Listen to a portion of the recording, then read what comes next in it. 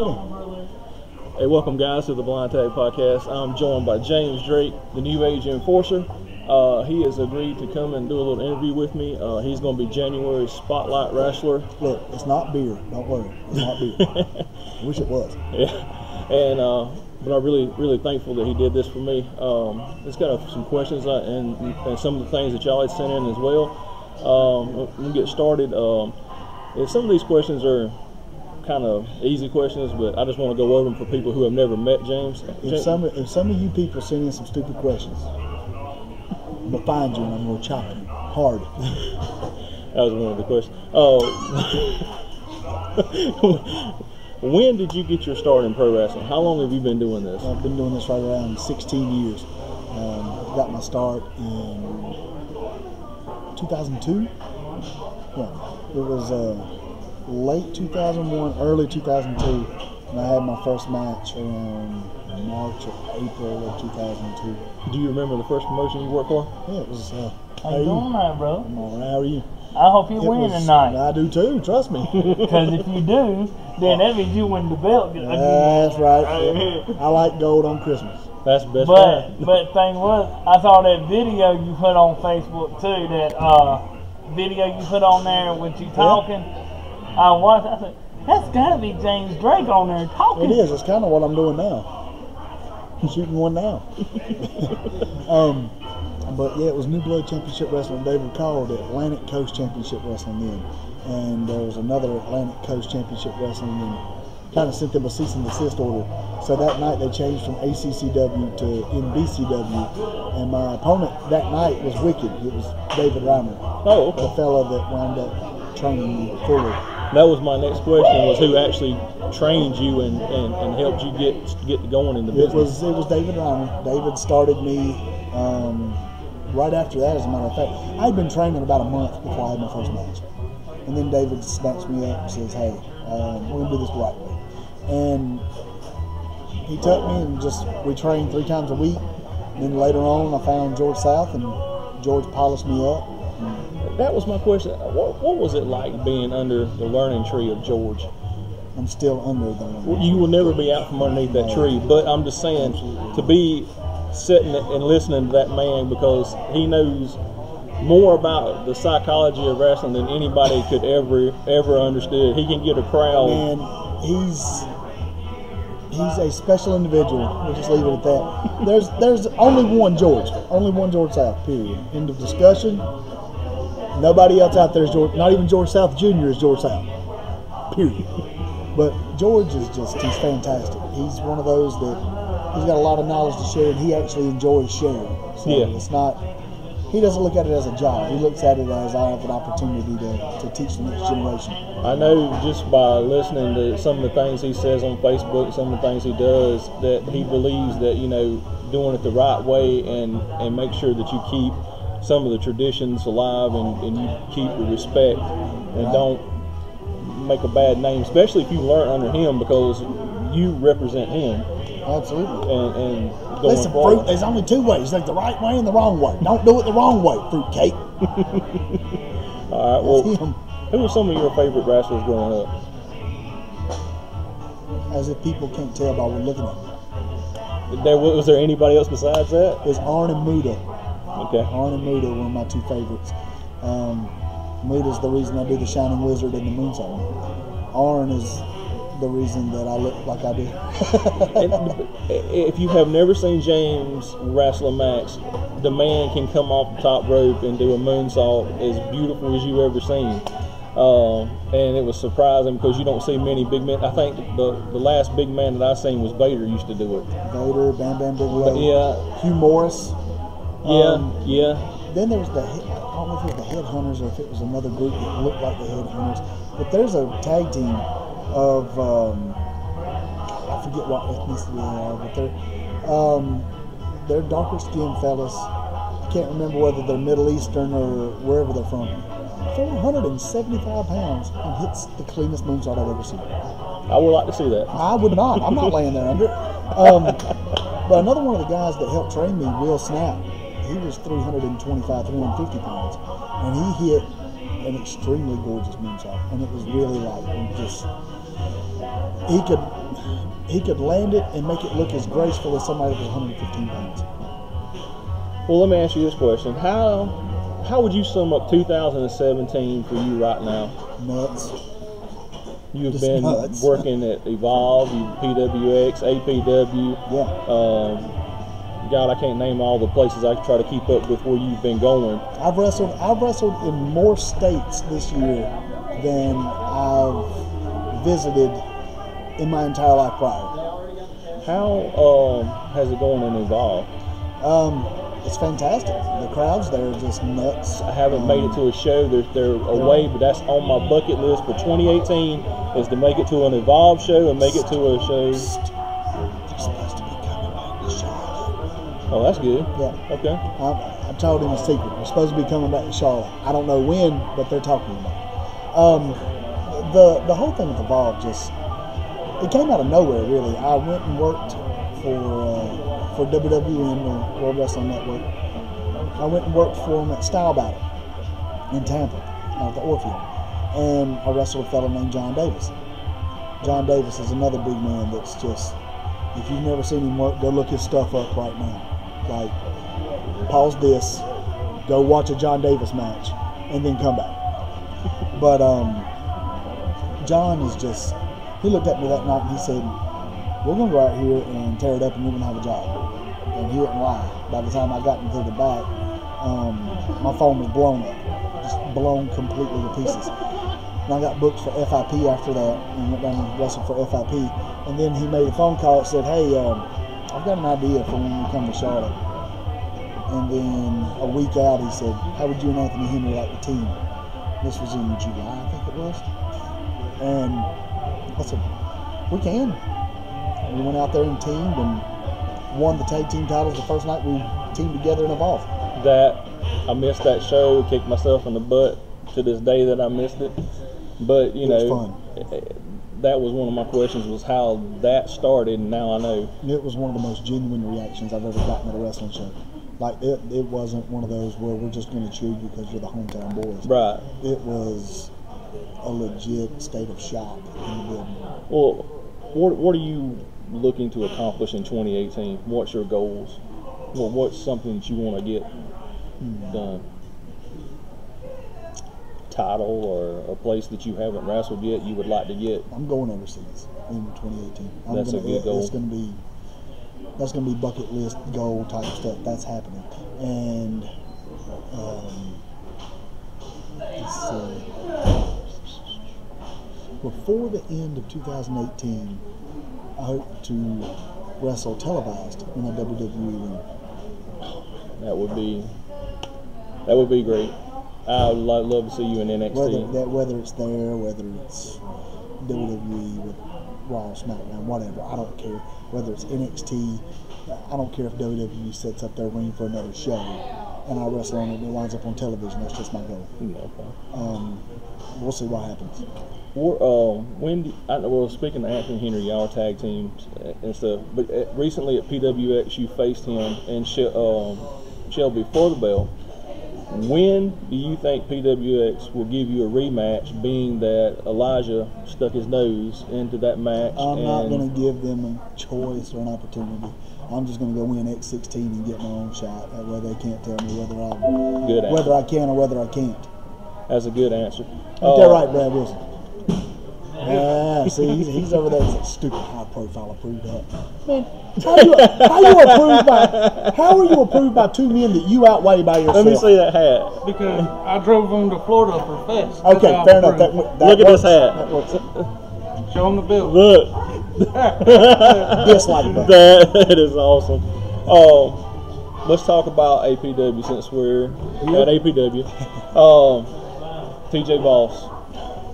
You had a war beyond words with TJ.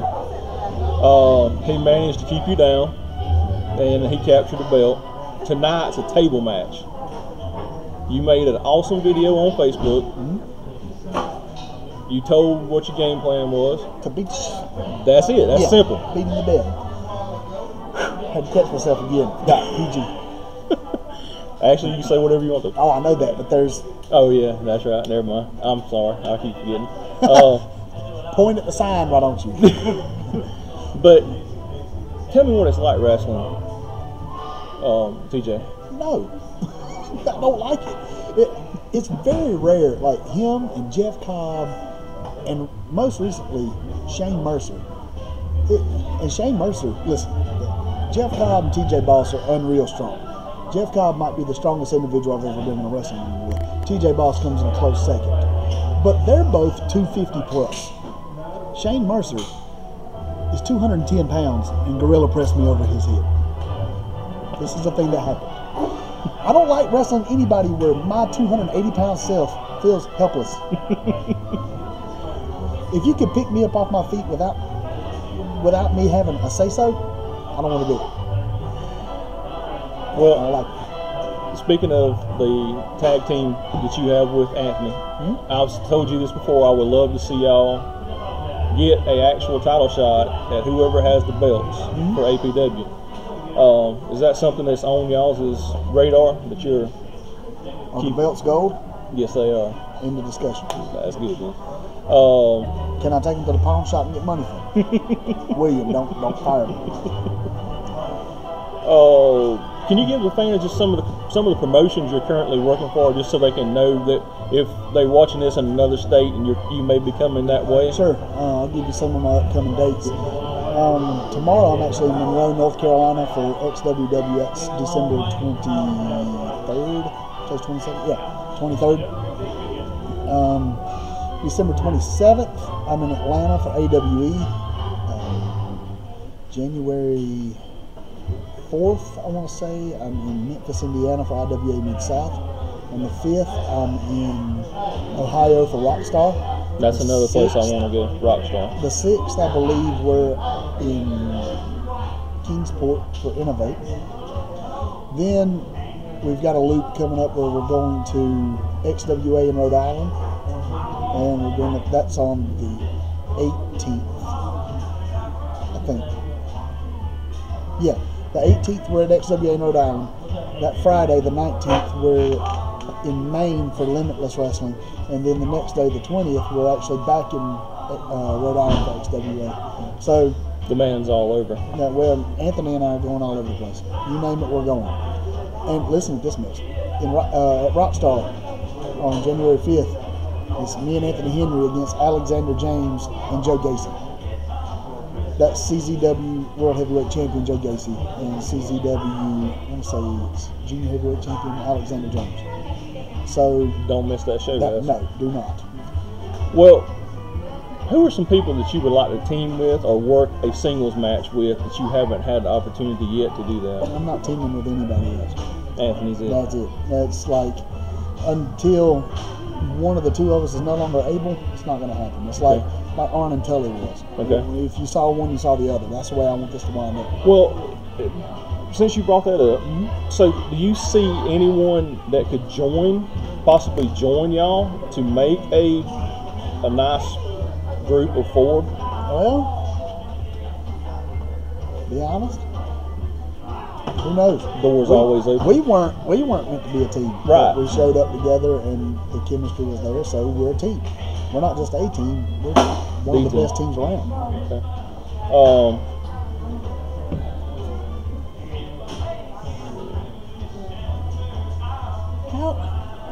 I want to know how you come to a place prepared. You've got your stuff in front of you, but then you start biting your nails as to what you're going to ask next. Because I'm new at this and I'm bad at it. It could be a whole lot worse. Let's see. This one is the one that was getting ready to tie in. I should have just went ahead and tied it in together. Yeah. When you asked about name another couple that could come together and make a fourth, well, there's an entire group, a whole group of people that we could pretty much bring in. I have a couple I would like to see. That's fine. We've got about 15 that either travel together, they're on shows together. Well, that was one of the things. Explain to people what your hashtag means. Okay. The Workhorseman is not something that Roman Reigns came up with. Sorry. Hate to bust your bubble, but it's not. This is a group of people that started in the Carolinas and just decided, you know what? we're just going to run the roads, and we're going to get as many bookings as possible, and we're going to make sure people understand that the North Carolina indie scene is, people need to take notice. And that's myself, Anthony Henry, Rob Killjoy, Lance Lou, Coach Mikey, Tracer X, Ethan Case, Malachi Matthews. I know that I'm probably missing White Mike, Timmy Lee Retton. It's just, it's unreal at the work ethic and drive that this group has. And people, they support one another. Yeah, it's not one of those where, oh man, you got a book and I'm going to backbite and talk smack about you. Right. No, it's not. It's, you got that book and good stuff, go tear it up. And then when we get the opportunity to see you there, we'll see you there. And when they are on social media, they're sharing one another's events. I'm not sharing nothing by the gymnastic boys right now. They can kiss my white ass. All the way up until, hold on a second. Time out. Ladies and gentlemen, Rocky King Jr. What do you prefer working, face or heel? There's a difference. Well, I've seen you work in a way that I haven't ever seen you work, and that was up in Morganton, and I enjoyed it. Wait a minute. That's BS. BS. You I don't change anything. You didn't change your physical style, but the way you work the fans up to get them to hate you that night. Now you come out and you do you straightforward in the ring, but that night I've seen a different side of you. I don't know about a different side, but that's me all the time. Okay. It's just, okay, look, I'll pull the curtain back a little. I prefer heel. I prefer heel because I can come out and I can be me. I can just talk however I want to whoever. As a face, I don't change anything except I don't talk it to the crowd. I talk it to the guy I'm wrestling. That's it. I say what the crowd wants to say to them because I'm not afraid of repercussions or anything like that. I'm their voice. Well, a lot of people talk about your chops, Chop City. That's one of the questions I was asked. So, who was the first person that you laid into that kind of solidified the chop being what it is today? That I've seen pictures of when you hit the person, their skin wrinkled. The first match I wrestled my trainer. I wrestled Wicked, and I chopped him. I turned around to get a little heat from the crowd. And when I turned back around, I caught a left hook right in the mouth. Got in the back, and he said, "Did you ever chop me like that again? Who the hell you think you are? You haven't paid your dues yet? Why are you chopping me like that?" From that point on, he told me if I ever chopped him, he would stop what he was doing, get out of the ring, and start dancing. He said, "Just start dancing, make me look like an idiot." I tested him one day. He did it. We got out, started dancing. Ooh, son. But it's just, I don't know. I threw one day, and it sounded really good, and somebody said, "You need to keep doing that," until I hit them with it, and they said, "Don't do it no more." But, oh well. I just want to say thank you for taking the time to sit down with us. That was just a small amount of questions, and we may And get... it's not the last time you're going to have me on here. It's just, we're at a show. I'm getting ready to go to the back and get everything squared away for myself and get prepared for this show. And I'm going to sit down with him another time. We're going to get a little more in-depth and have a little fun. But y'all go check James out on social media. James, you want to tell him how to find you? Sure. You can look me up, James Drake on Facebook, at Real James Drake on Twitter. Because he's the real James Absolutely. Drake, not that English guy. I'm not that British guy. And you can also find me at James Drake on Instagram, I believe. I'm not on there enough to know. But, well, James, thank you. Have a great match, and we're wishing you all the best. Thank you, man.